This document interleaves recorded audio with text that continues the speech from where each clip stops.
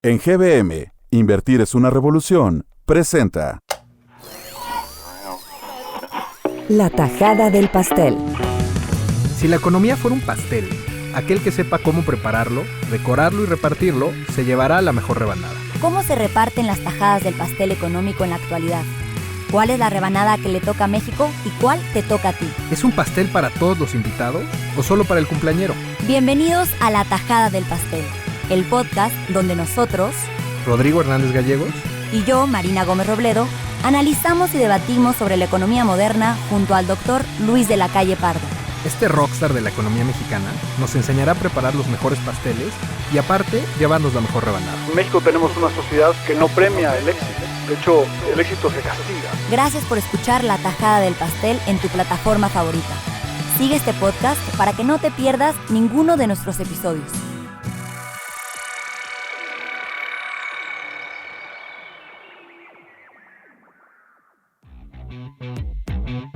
El mundo entero está inmerso en la llamada cuarta revolución industrial o revolución digital, y en este episodio queremos preguntarle a Luis de la Calle por las resistencias existentes, el potencial que abre esta nueva forma de organización económica, que no es asunto de futuro sino de presente, y las claves y los ganadores de esta carrera que combina manufactura y digitalización.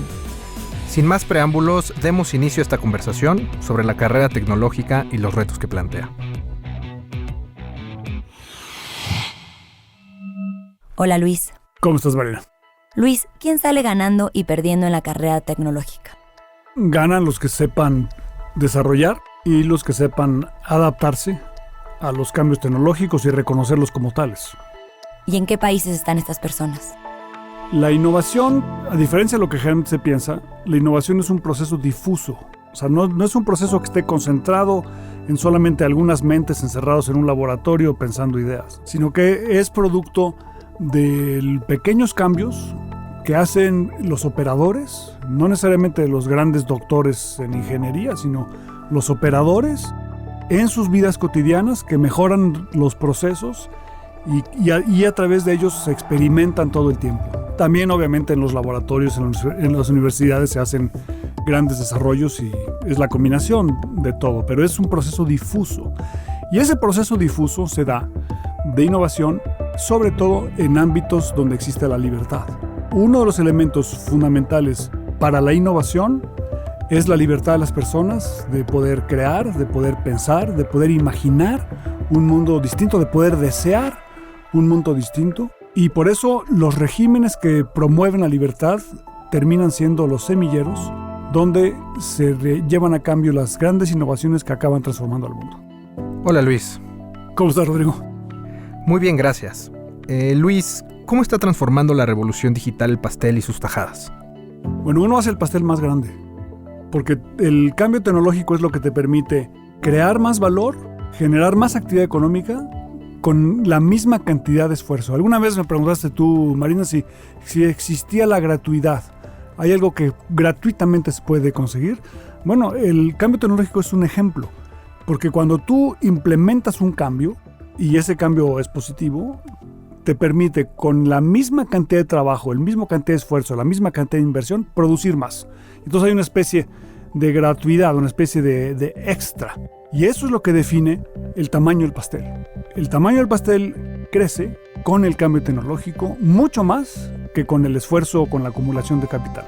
Y además el cambio tecnológico también influye en cómo se reparten las tajadas. ¿Quién se queda con una tajada más grande o más pequeña de un pastel que está cambiando? ¿Y en esto México tiene ventajas competitivas? Tenemos una ventaja muy grande en México. Somos un país joven. Los países jóvenes, en términos de su población, mucha gente piensa que México está envejeciendo, y es cierto, pero comparado contra nuestros principales competidores en el mundo, México tiene una demografía altamente favorable.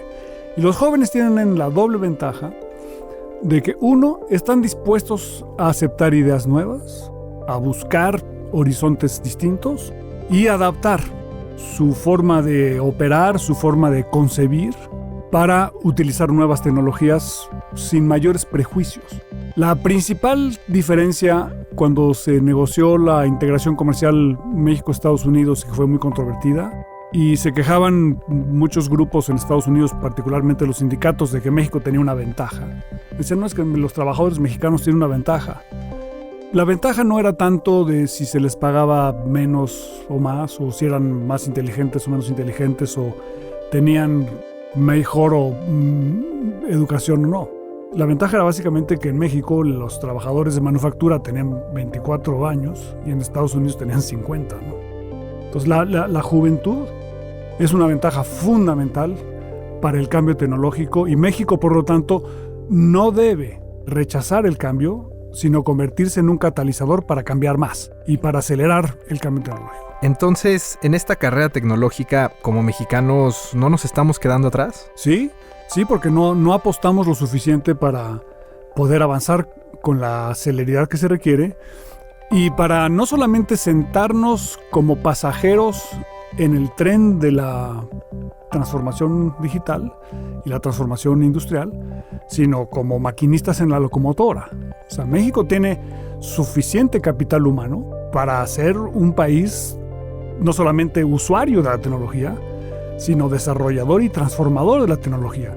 O sea, tenemos que vernos como un país con una enorme capacidad de utilizar su principal ventaja comparativa, que es el talento y la creatividad, para hacer cosas mejores. ¿Qué deberíamos estar haciendo para apostar más? Vernos en el espejo y reconocer nuestras fortalezas. En México tenemos, por ejemplo, una capacidad de desarrollo musical tremendamente importante. Y ese es un ejemplo del uso de la tecnología y el conocimiento.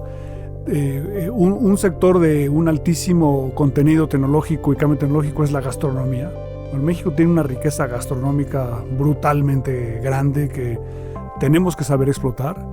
Y además, obviamente, en México tenemos un número muy importante de personas que tienen facilidades muy notables para el desarrollo de las matemáticas, por ejemplo, ¿no? Es muy remarcable que en México cada año tenemos buenos números, buenos resultados en las Olimpiadas Mundiales de Matemáticas, ¿no? De niños jóvenes mexicanos que sacan medallas de bronce, de plata, de oro en exámenes de matemáticas con respecto a niños de todo el mundo. Y ese talento tenemos que potenciarlo para, de esa capacidad intelectual incipiente que se tiene en México, generar los grandes transformadores del mundo del futuro. Es perfectamente posible hacerlo, pero se requiere crear un ambiente conducente a que esa habilidad gastronómica, musical, matemática, química, física, etcétera, pueda tener frutos que permitan el tránsito del desarrollo intelectual a la innovación productiva para resolver los problemas de las personas en la sociedad, ya sea en la medicina o en el transporte o en las telecomunicaciones o en cualquier otra disciplina. ¿En quién recae esta responsabilidad de reconocer este talento? En la sociedad, fundamentalmente en la sociedad. En México tenemos una sociedad que no premia el éxito. De hecho, el éxito se castiga, ¿no? Un alumno que saca puros dieces, como que sus compañeros lo ven con ojos de este cuate que le pasa, ¿no? En otros países, yo conozco muy bien el sistema educativo francés, por ejemplo, donde se califica de 0 a 20. Si un niño saca 20, sale en el periódico, o sea, porque en Francia es muy difícil sacar la calificación máxima, ¿no?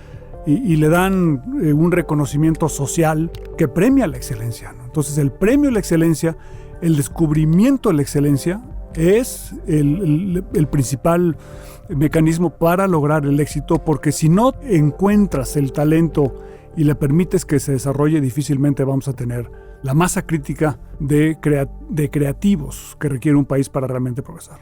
Pero, ¿qué va a pasar con los empleos que desplazará la tecnología? Bueno, yo escribí un libro que se llama Economía de la Extorsión.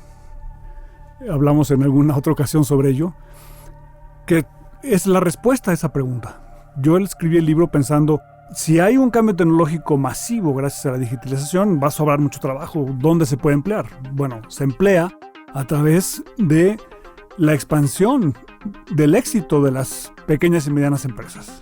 ¿Y por qué no tienen éxito las pequeñas y medianas empresas? Porque son extorsionadas. Entonces, la clave es un ambiente que te permita fomentar el cambio y que te permita también el éxito, porque a través del éxito es que vas a tener demanda de trabajo que te va a permitir emplear a todas las personas. Luis, en el contexto de la conversación que tenías con Marina, ¿Podemos hablar que la razón detrás de la guerra comercial entre China y Estados Unidos tiene más que ver con una búsqueda de supremacía tecnológica que con déficit comerciales? La disputa entre Estados Unidos y China se ha presentado tradicionalmente como un instrumento para resolver el déficit comercial que tiene Estados Unidos y el superávit que tiene China. China es un gran exportador, Estados Unidos es un gran importador y China es un importador, pero le compra poco a Estados Unidos con respecto a lo que le vende. Entonces hay un déficit en contra de Estados Unidos y a favor de China.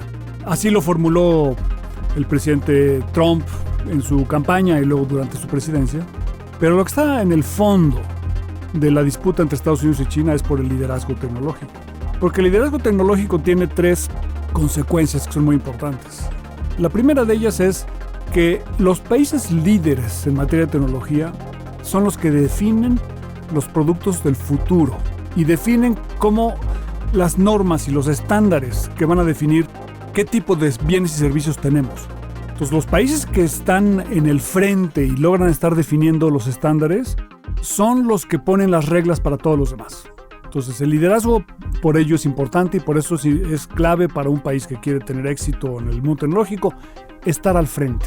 En segundo lugar, porque las ganancias que genera el cambio tecnológico desde el punto de vista empresarial dependen mucho del momento en el que tú entras a una nueva ola tecnológica.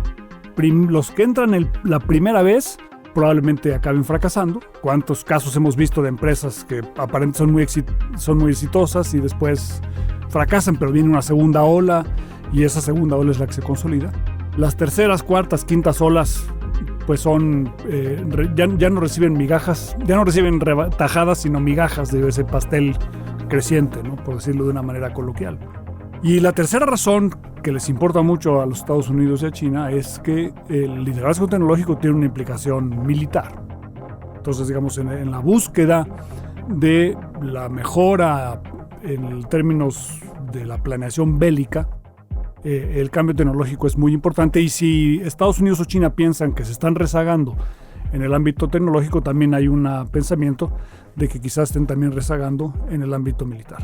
Entonces esos 3 elementos hacen que la lucha al final del día no sea por el déficit, sino por el liderazgo tecnológico. Y tomando en cuenta esta tensión estructural entre China y Estados Unidos, ¿podemos hablar de una regionalización de la economía global en lugar de una economía que se está globalizando cada vez más? La globalización obviamente ha avanzado muchísimo en los últimos 40 años y hay una tendencia natural centrípeta a que se tenga una globalización plena, que tenga una globalización plena, pero también hay una tendencia centrípeta a tener posibilidades de provisión de bienes y servicios cerca de tu propio mercado. El cambio tecnológico va a permitir, por ejemplo, la impresión en tercera dimensión, las dificultades en el ámbito de transporte, el encarecimiento del transporte, privilegian la proveeduría cercana, y el COVID ha hecho evidente de que las cadenas productivas, cuando son demasiado distantes, implican cierto riesgo, y por lo tanto no es que se vayan a cancelar las cadenas productivas a distancia, sino que se va a privilegiar la diversificación para contar con alternativas cuando haya disrupciones a la cadena productiva. Entonces vamos a tener un mundo donde las regiones tengan una mayor integración, pero sin sacrificar el comercio mundial, que va a seguir siendo muy importante. Uno de los puntos importantes que mencionaste sobre el papel de la supremacía tecnológica en este conflicto estructural tiene que ver con el ámbito militar.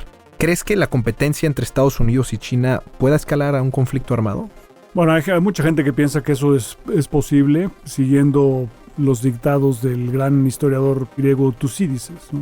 Que decía que cuando tienes una potencia y surge una alternativa, acaban disputándose de manera militar, y él hacía referencia a la disputa entre Atenas y Esparta.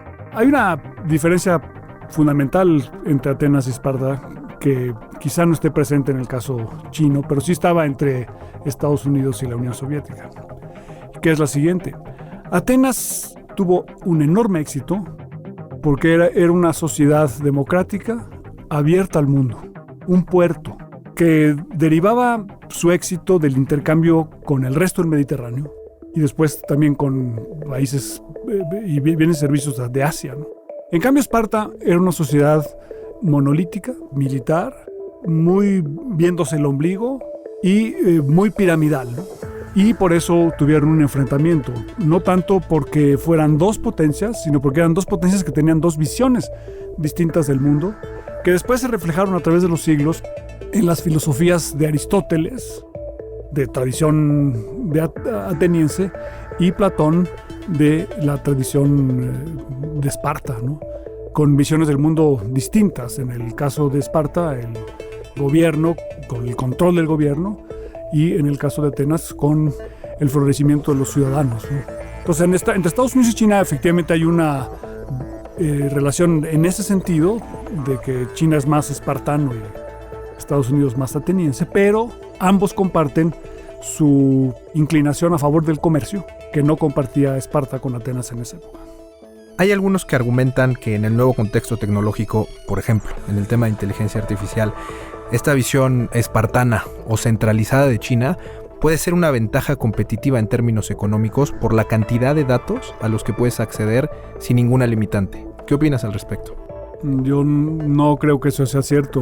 Obviamente la acumulación de datos y el uso de la inteligencia artificial para explotarlos es muy poderoso y muy significativo, pero el mundo nos ha mostrado una y otra vez que el mejor mecanismo para el procesamiento de datos es la interacción descentralizada de los individuos a través del mercado. Cuando surge, digamos, las economías socialistas centralmente planeadas, todo el mundo decía, con el desarrollo de las matemáticas y la creación de lo que se llamaba las matrices de insumo-producto, que eran unas grandes cartulinas donde se ponía para cada sector y cada sector cuánto iban a producir, y después el arribo de las computadoras, bueno, ahora sí los rusos van a poder predecir cuántos tornillos se necesitan en San Petersburgo, acabaron fracasando. Multiplica esa potencia por 10,000 con la inteligencia artificial y te vas a quedar chico comparado con la capacidad del mercado descentralizado y la voluntad de los individuos y la libertad para procesar esa información de una manera mucho más fina. Porque lo vemos en la naturaleza también. La naturaleza es descentralizada. Y creo que la gran confusión que hay con respecto a China es la siguiente. China tiene un sistema político centralizado, con un control férreo del Partido Comunista, pero un sistema económico descentralizado. O sea, en China no hay, a diferencia de la Unión Soviética, un comité de planeación central que decida cuánto arroz se cultiva en cada parcela, sino que esa decisión la toma descentralizadamente un campesino chino, que es el mismo, o de la misma manera habrá un diseñador chino que va a crear los conjuntos con la blusa y la falda y los colores y la pequeña bufanda que vas a acabar viendo en un centro comercial en la Ciudad de México o en Nueva York, y esa persona no recibe órdenes del Partido Comunista de qué crear, qué producir, dónde surtirse y cómo venderlo. Entonces, la gran lucha al final del día entre Estados Unidos y China, además de ser tecnológica, desde el punto de vista de la organización social y del gobierno, es una lucha entre el capitalismo liberal tipo Estados Unidos y el capitalismo de Estado con poca democracia. La apuesta que tiene que hacer Occidente es que la democracia es el ámbito donde, gracias a las libertades, se va a generar una mayor innovación y un mayor crecimiento.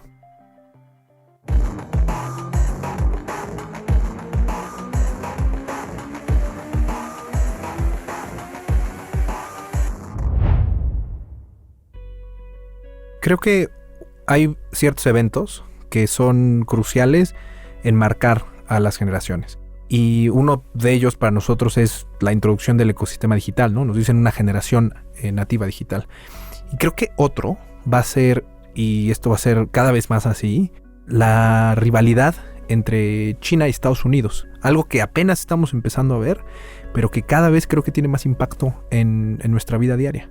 Sí, estoy de acuerdo. No sé si se puede comparar a la Guerra Fría que vivieron nuestros papás, si es comparable o estoy exagerando, pero sí es cierto que esta rivalidad China-Estados Unidos está en el orden del día y es una tensión creciente que no estoy segura que sepamos bien los detalles. No sé si nos falta estudiarlo más, pero bueno, en mi caso lo escucho, sé que existe, pero no tengo los detalles.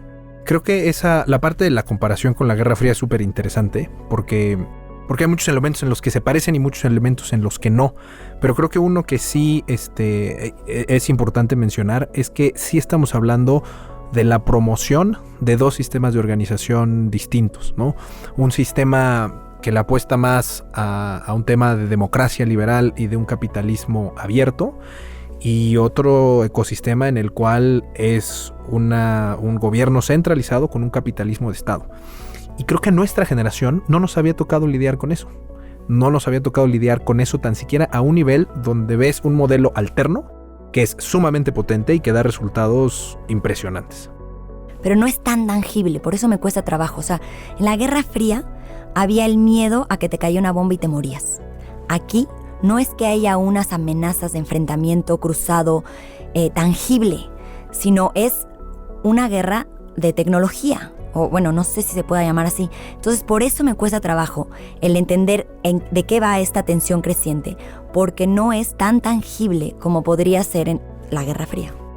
Creo que a lo mejor puede ser porque es una tensión tan reciente, entre comillas. O sea, hace 10 años se estaba festejando la entrada de China a la Organización Mundial del Comercio, y ahora el discurso es completamente distinto, ¿no? Entonces creo que por una parte es una tensión reciente, a lo mejor y todavía no hemos socializado y entendido los riesgos que existen por ejemplo, en el Pacífico, para que esto pudiese escalar un conflicto armado, pero creo que ya empezamos a vivir ciertas consecuencias, sobre todo en el tema de la fragmentación del ecosistema digital.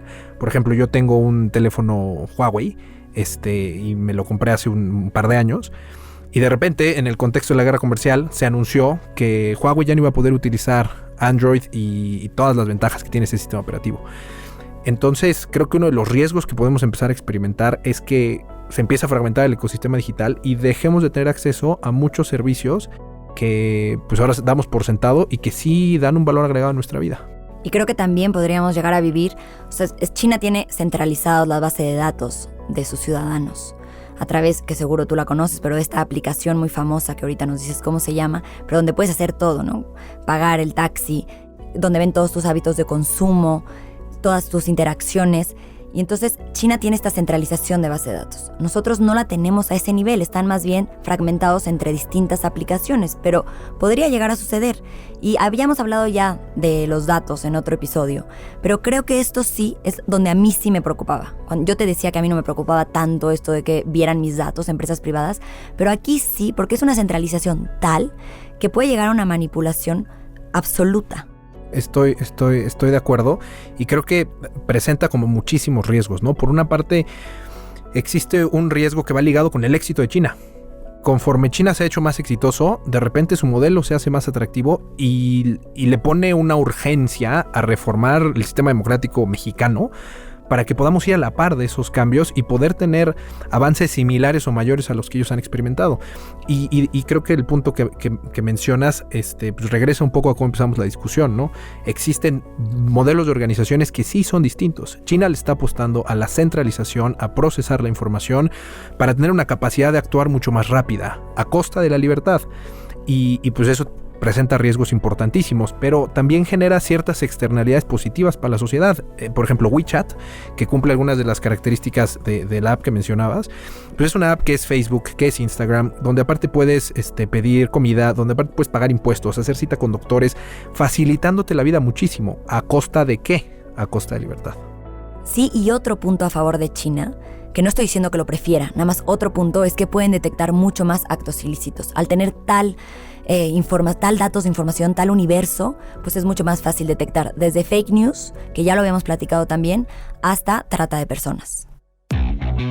Muchas gracias por acompañarnos. Los esperamos en el próximo episodio con la receta de otro pastel. Escúchanos en Spotify, Apple Podcasts, Amazon Music o en tu plataforma de audio favorita. Y comparte con nosotros tus dudas y mejores recetas. Buen provecho.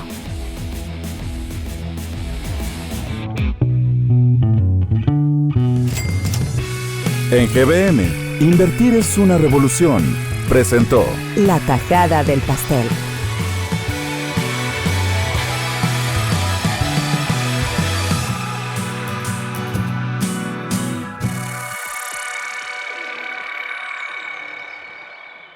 Este es un podcast de Pensando un País producido por Hook Audio.